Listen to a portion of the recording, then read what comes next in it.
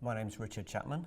I'd like to tell you about my experience of personalised care following the death of my first child from cancer. It's not something I've been particularly used to talking about until reasonably recently. It's not something people often like to talk about or listen to. It's very difficult. The experience of having an ill child and their death is filled with care and support and expertise and love. What happens afterwards is a bit different.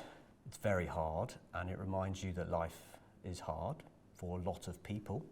If you think about what makes somebody a hard-to-reach patient, you might think about a language barrier or a learning needs barrier or a physical disability barrier, a cultural barrier.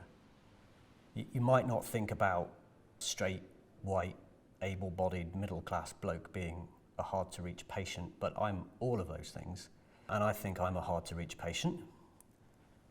I've just turned 50, and for pretty much half my life I've lived with post-traumatic stress. I don't tell you about it, you don't see it. I don't tell you about the violent mood swings and the emotional outbursts and the poor sleep and the intrusive thoughts, because they make me incredibly vulnerable. They're very difficult to talk about. People find them hard to listen to.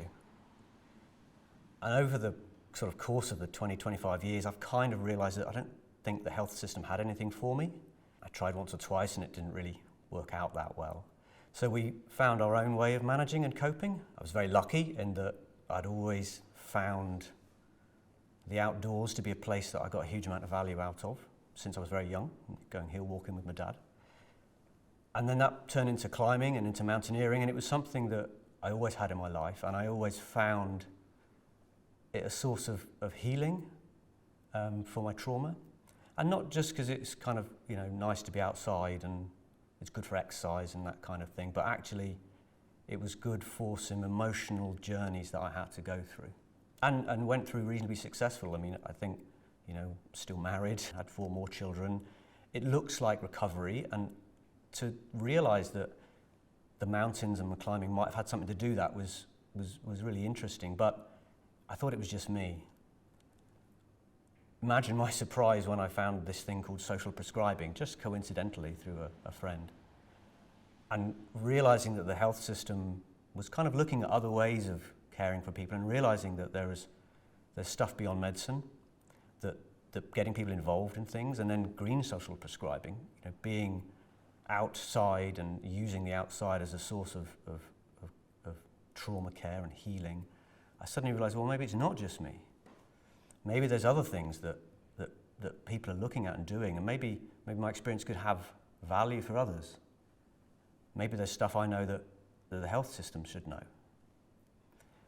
When I made that connection, I suddenly realised, well, okay, I need a voice. Who do I talk to? What do I do? And I became friends and contacted a local strategic co-production group called My Life Choices. And this is a group of people who have lived experience, who are working with the healthcare system to say, look, you're doing it wrong. This is how it should be done. This is what we need. This is what matters to us. And that was just a massive unlock for me.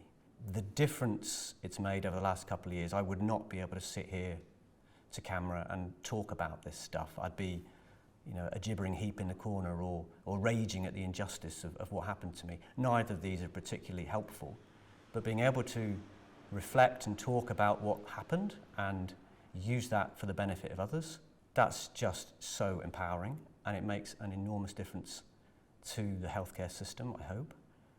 If you're a healthcare professional, you know that personalised care is better, but you need people like myself and the other members of My Life Choices to tell you what personalised care means and what actually matters.